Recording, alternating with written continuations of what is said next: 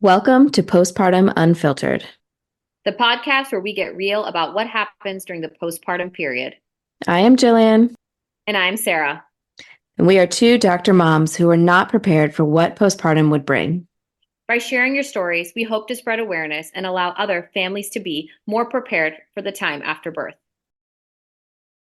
Hello, and welcome back to Postpartum Unfiltered. You're here with Jillian, And Sarah. and today we have Emily with us. Emily, could you tell us a little bit about yourself?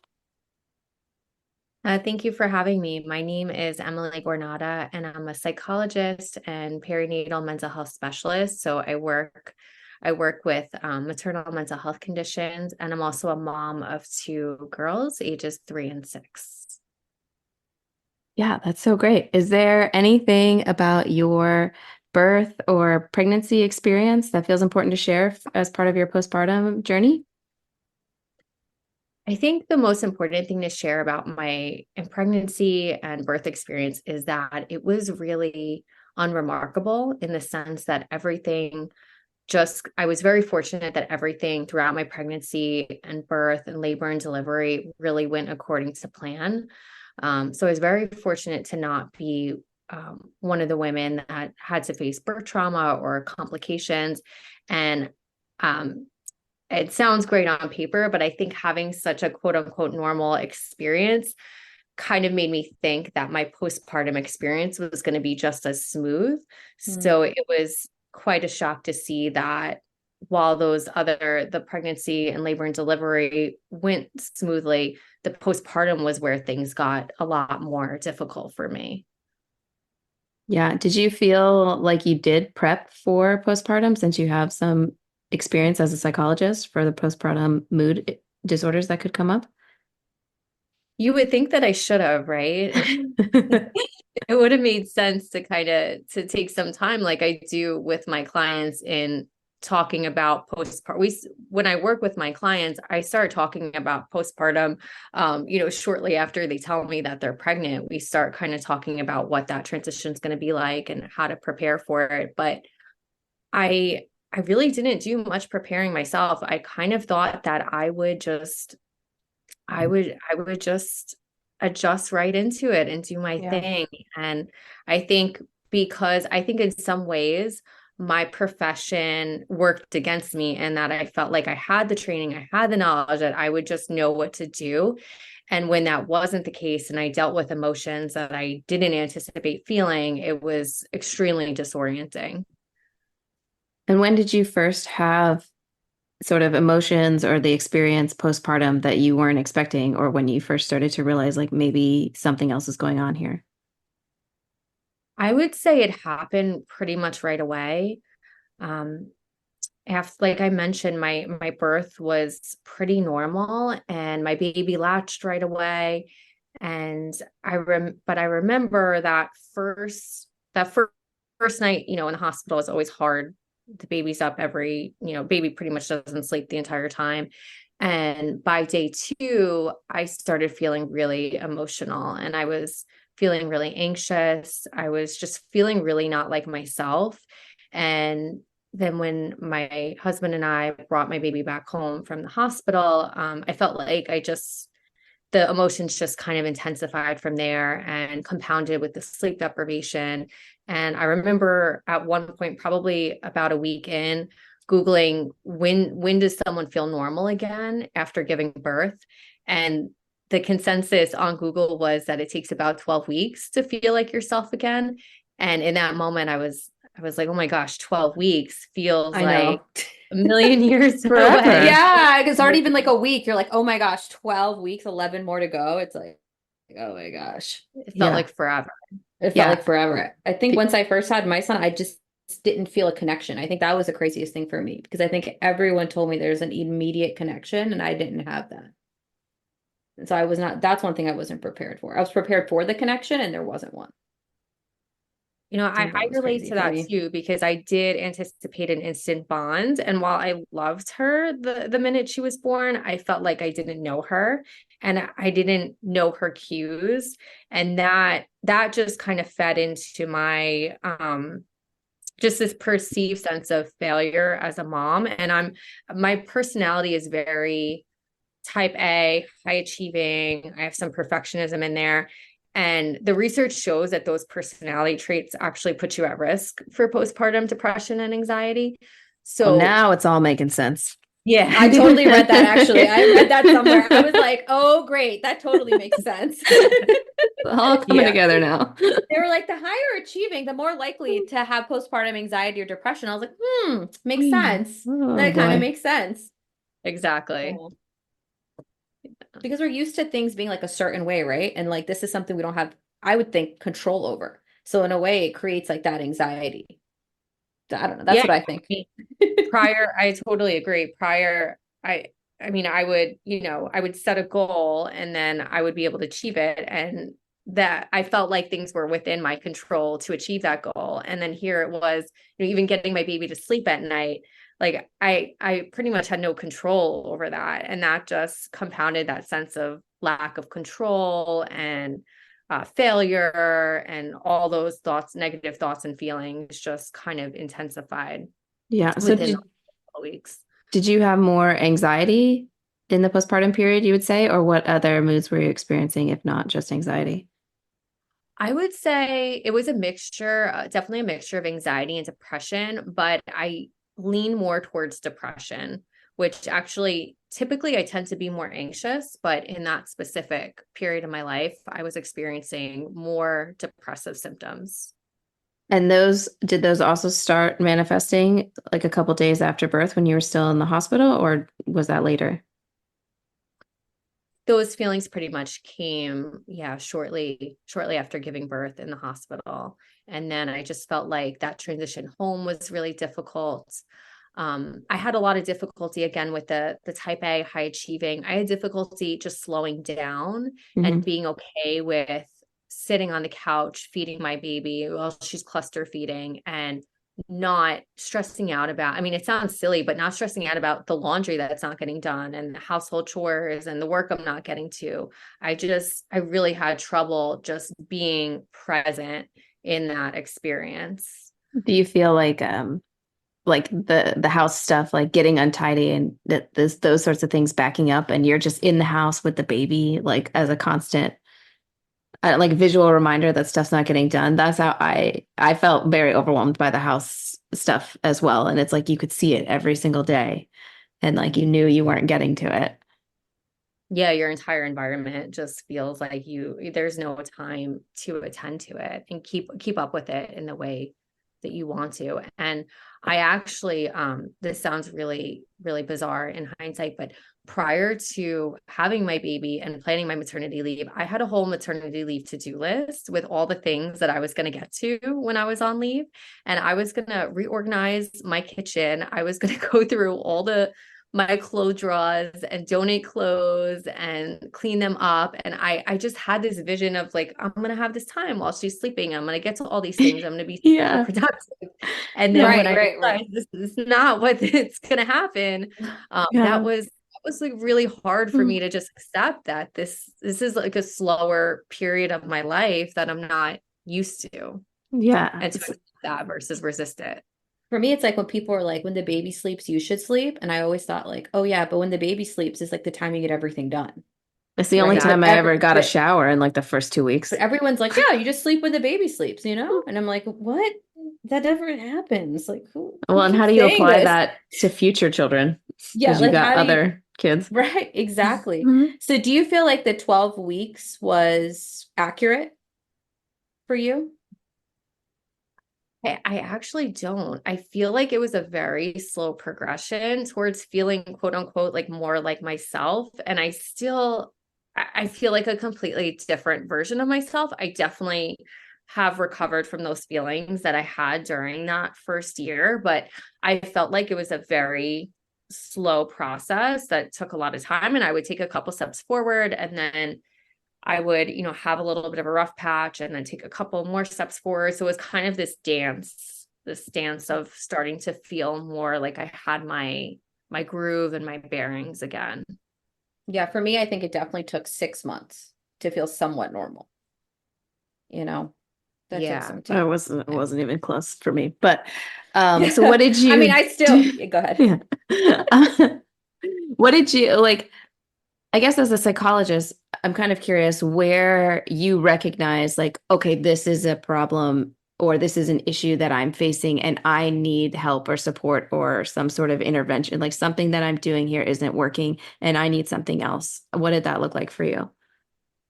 That was really hard for me. I really had trouble acknowledging that I was having a hard time. And I dealt with a lot of shame that I had this belief that as a mental health professional, that I shouldn't be the 1 in 5 that gets this and needs help. And I mean, in hindsight, it sounds just so ridiculous. Like, an endocrinologist can get a thyroid condition. Like, it doesn't Right. mean Right, because you exactly. have that training or you're an expert in something that you're exempt from getting that condition. But it took a long time for me to really acknowledge. I mean, like probably years later, I was finally able to say this was postpartum depression and postpartum anxiety. And I think part of the struggle too is that the symptoms of postpartum, well, first of all, postpartum depression actually isn't even in the diagnostic and statistical manual of mental health disorders that Oh, really? I didn't know professionals that. use to diagnose mental health conditions. So it's included under major depressive disorder, which is a more general depression as a subtype, and it's limited to depression that occurs within 1 month of giving birth. And That's crazy. you talk to any expert in the field, Yeah. they'll tell you it can present at any point within, the first year or beyond. But you think that then the symptoms of postpartum depression are the same as symptoms of general depression. But the truth is that there are these other parts of it that aren't listed under the diagnosis in the textbook that we're using, to diagnose these conditions. Like, it's not talking about intrusive thoughts. It's not talking about the shame you feel as being a bad mother, or how, being struggling with feeding issues can affect your depression. Like, that's not in a textbook. So I think that also can make it challenging. I know it made it hard for me to say, okay, this is like this, I'm experiencing a form of depression and it might not fit into this textbook, but there's definitely something here. Yeah, that's wild. And now I'm Crazy. kind That's of like, crazy. no wonder everyone is out here fending for themselves, not getting the help Yeah. they need, or not, the symptoms aren't being recognized at like an earlier point, getting Right. people help sooner so that they don't have to feel this way for as long as possible. Yeah. A Huh. lot of people don't even know there's like depression after postpartum. It's people that never even heard of it. I'm like, yeah, you can get depression over there. Like, oh yeah, is that really a thing? And I'm like, yeah, it Have these actually, people not yes. heard of Brooke Shields? Come on. I'm like, how do you not know this? And they're like, no, that's like a day or two kind of thing, right? Like when the baby's first born, I was like, I wish it was a day or two. No, doesn't happen. That's not how it works. So, Emily, what helped you kind of come out and start to feel more like yourself? Well, one thing that I did was I actually got back into therapy. So I've, been in and out of therapy my whole life. And this was prior to COVID, where telehealth wasn't really a thing back then. Mhm. So I did get back into therapy, and unfortunately, the first therapist that I saw after the birth of my oldest daughter, just wasn't a great fit, and I felt like she was kind of judgmental about the things that I was presenting with. Like, for example, I came to her. I was dealing with a lot of guilt and shame around not keeping up my milk supply and having to combo feed. And this was Mhm. about 8 months in. My daughter was about 8 months at the time. And I was telling her that I really need to deal with, I need to be more flexible with myself. I need to accept that I have to incorporate some formula in order to feed my baby. And I need to work on being okay with it because I'm being really hard on myself. Right. And she was really pushing me to seek further consultation to exclusively breastfeed. And that was really counterproductive and unhelpful and not what I needed in that moment, Yeah, especially because Right. that I sounds Yeah. really need to totally work terrible. on, Yeah. yeah, I really just need to work on accepting that this is what I need to do. So Yeah. um I ended up finding a different therapist, and I've been working with her now for, since I had my daughter That's 6 years ago. amazing. That's good. So getting into therapy was super helpful. And just accepting that sometimes the healer needs healing too. And Oh, I did a lot of work on being okay with slowing down and not tying my worth to my productivity. That's a journey that's taken a lot of time, but it's something that I work really hard on. And just connecting with other moms too was really important, and understanding that it's not just me, and that it's okay. yeah. Are you Yeah. gonna like teach a master class about how to let go and feel like being productive is not tied to your self-worth? Because like I gotta figure out how to sign up for that. Yeah, me too. Yeah. Second on. Yeah. Yeah. I mean, it's all such a journey. Did you have any issues like with your physical health and healing after birth? And did that tie into like your postpartum experience at all? Or do you feel like that went pretty well for you? I was really fortunate that I didn't have any issues physically after giving birth. That's Yeah. So That's amazing. that good. was That's nice. That's really nice. And it sounded like your breastfeeding journey was going pretty well up until that time where you decided that you needed to supplement in. And is that something that like played into some of your postpartum mood stuff, or like, it sounded like you kind of had an outline of a plan for yourself in that space, but needed the support of the therapist to kind of get through it. Is that accurate, or how else would you Yeah, classify that? totally. It definitely played a part in the stress that I was putting on myself, because I struggled to accept that it was okay to incorporate formula and that it didn't have to be black and white. When I look back now over my breastfeeding journey, um, I'm really grateful that I was able to nurse both of my girls for quite some time. And I did use formula with both of them, and they're both totally okay and happy and Yeah. healthy, and it was not the end of the world to give them formula. And I definitely advocate for fed is best, because I think we've come a long way with trying to give moms grace with that, but I still see some toxic messages on social media Oh yeah. and things like that. And I cringe every time, because no one can, we don't know every person's journey. And we just, I don't think any approach should be pushed on anybody. I think that was part of what was going on with me with my anxiety was I wasn't producing. And everyone's like, no, you have to keep going. You have to keep going. And I'm like, I just want to use some formula. And they're like, no, that's horrible. Why would you do that? And I think that kind of fed into my anxiety. And I agree that like fed is best. You just try the best you can. And that's it. So I end up using formula as well. But I think there was a lot of toxic people that kind of added to my postpartum anxiety based Yeah. off of that. Adults don't even like being hungry. Like, what are we doing? I don't know. Apparently people that are like 70 years old all of a sudden got an opinion. Yeah. Like you've been quiet for like 10 years. All of a sudden you out here. Snickers has a whole marketing campaign about you're not yourself and you're hungry, you know? Exactly. But, Exactly. but no, you have to feed your baby only this specific thing.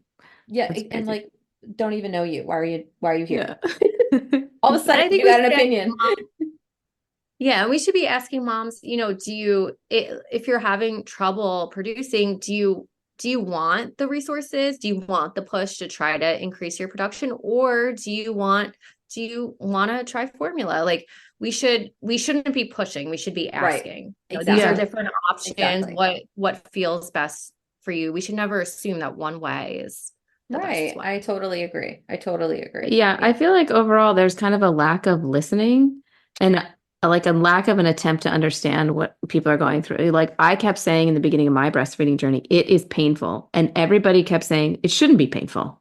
And I was like, well, that's super helpful actually right now that you said that, because all of a sudden it's not painful. And no, of course it's still painful. Could you actually do Right. something to help me? You know? And Oh, and like I'm still blown away by a postpartum depression not being in the DSM. I Is know. I are didn't. any of the postpartum mood disorders their own diagnosis, or are they all subsets of the No. general? It's like one sentence. Yeah. None of them are recognized. The closest it comes to is recognizing postpartum onset as a subtype of major depression, but we need to do a much better job of recognizing. If you talk to any mental health expert that works with these conditions, they'll tell you these are real disorders and real conditions with real symptoms, but the textbook we're using doesn't reflect it, which is very frustrating. And so you specialize in perinatal mental health now? Has that always been the case when in your professional career? I started becoming interested in it when I was pregnant, and I started learning more and doing some trainings, but I officially became certified so it was 2020. Okay. And so have you seen any like progress in like the mental health fields of recognizing these disorders sooner, or like are women being more open to therapy, or kind of what's the climate of mental or perinatal mental health disorders? I think from my perspective, I think that we are more open to talking about it. I think people are having more open to having these conversations. Um, I think people are pretty receptive to therapy in general. And I think that people are trying to be just more understanding. But I think there's still going to be pockets of people who don't get it or discount it, or providers who aren't screening for it. We need to do a better job with the screening. A lot of women leave the hospital and then they're not seeing their doctors till 6 weeks postpartum. And then the doctor should be screening them at that appointment, but that's not always happening. And if you're not asking the right questions, or if you don't have a good rapport with the woman, even if you are asking the right questions, she might not share it if she doesn't feel comfortable. So we need to do a much better job of catching women who might be experiencing these things and guiding them towards the right resources. It's interesting that you say I that, agree. because I think I was screened more at my son's pediatrician's office than my own provider's office Yeah, I for agree. postpartum care. Yeah, even when And I that's did the actually, questionnaire. Oh, go ahead. Sorry. oh no, sorry, go ahead. No, when I did the questionnaire at the hospital, they were like, "Yeah, you definitely have it," and then there was nothing after that. There was like the social worker came in and talked, and then they were like, "Yeah, you're gonna be okay, right?" And we're like, "Yeah, I'll be Just fine." go Like, all home. right, see you at the 6 week. You don't show up, nah. Well, hopefully you're fine. Like there was no like follow up from, you know what I mean? I feel like if you did a questionnaire, there should be like a follow up. You get flagged in your chart or something like that. Like someone could be Or like, "Hey, let's follow up yeah. with her. Let's send something to her OB."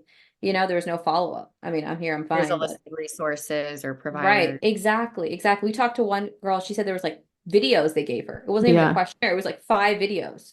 That's all she watched before she left. They made her, yeah, she said they made her watch them before she could be discharged So from it the wasn't even a hospital. questionnaire. Hmm. So yeah, I agree. There should be definitely more for us. Yeah. Because that's really where we're going to catch these things, Right. because they're not being caught. I mean, we know that between 1 in 5 and 1 in 7 women have one of these conditions. Um, but only a portion of them are ever getting the help. And Right. it's just, those aren't good statistics. No, they're Yeah, that's not. terrible. Do you think part of the impact on people not getting help is kind of like the older generations in their family? I think like my parents are boomers, and I think a lot of people in that generation are very like there's a high stigma to needing a therapist. And so I'm just curious if you've seen in practice or anything that it's like family dynamics are preventing people from feeling open to asking for help from a therapist. No.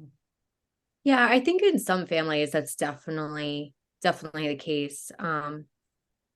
There's I think it's with anything, like there are going to be boomers who are still very much, keep it to yourself, keep it within the family, keep it quiet. But then I've seen a lot of the older generation that are more receptive to mental health and therapy. So I think it kind of depends. But if you do have family members who are discounting what you're feeling, or just saying, oh, you just have the blues, but yet it's, you're 3 months in, the blues are long over.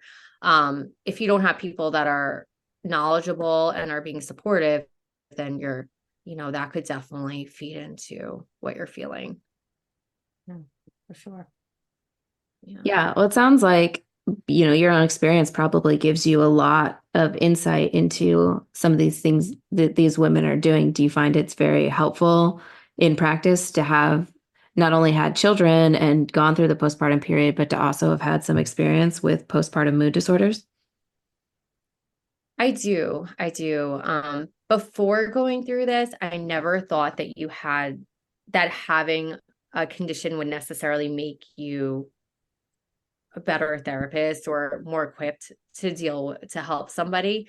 But I do think that that my experience just keeps me more open-minded, and it's helped me understand that postpartum depression and anxiety can present in so many different ways. So I'm very aware of trying to dig deeper and listen between the lines. So if she's not necessarily telling me that she has postpartum depression, I'm listening for other things that might indicate that. So it's made me definitely more aware. Yeah, I think that's Is really great. is there anything else, Emily, you'd like to share about your postpartum experience? Just one last thing is that if I could kind of talk to my younger self, I would just want her to know that it's postpartum, becoming a mom is a journey. That I think a lot of times, especially in our culture, we just want quick fixes right away. And becoming a mother is really a transitional phase, and it's a journey, and it doesn't happen overnight. And Right. I would just want her to be more prepared for that. And I would want other expecting or soon to be mothers to kind of just go in knowing it's going to be a journey. There's going to be hard times, good times, but it's a process, and to just give yourself grace. Yeah, I think agree with saying that. it's a process is like a huge understatement. It's such a process. Yeah, it's definitely it's a process for your partner too, because they're like, what is happening? Like, you know what I Yeah. mean? All the time. I Yeah. think my husband understanding that like this is what's happening, like that also helped me a lot too. I don't think they guys know a lot of what's going on sometimes, so Yeah. it's good to Even have. when you tell them directly, sometimes they're like, I heard something different. They're like, were you talking to me? Were you talking to me? Yeah. We made eye contact, bro. I was talking to you. Yeah. There's nobody else here. Yeah. It's the two of us at home. Oh, yeah. Okay. Well, Emily, thank you so much for your time. Is there anything else you'd like to share as we wrap up? I think that was it. Thank you. Thank you so much for letting me share my story, and just Yeah, know that as a psychologist, if I could have it, like anyone could have it, and there's nothing wrong with you if you're dealing with these things. that's really great. And do you offer any virtual sessions or support? I do. So I'm the co-founder of Phoenix Health, and we specialize in maternal mental health conditions, and we can be found at www.joinphoenixhealth.com. Okay, Well, that's great. amazing. Yeah, That's and awesome. we'll put that information in the show notes too, so people can go back and find the links to get in touch with you if they want to reach out with any questions or if they need any support. Okay, great. Well, thank you so much, Emily. Thank you, Emily. It was great. Thank you. Thank you for listening to Postpartum Unfiltered. If you enjoyed the show, please like, share, comment, or leave a review. You can follow us on Instagram at postpartum.unfiltered. If you feel called to share your postpartum experience, please contact us on Instagram or at drjilliancampbell.com.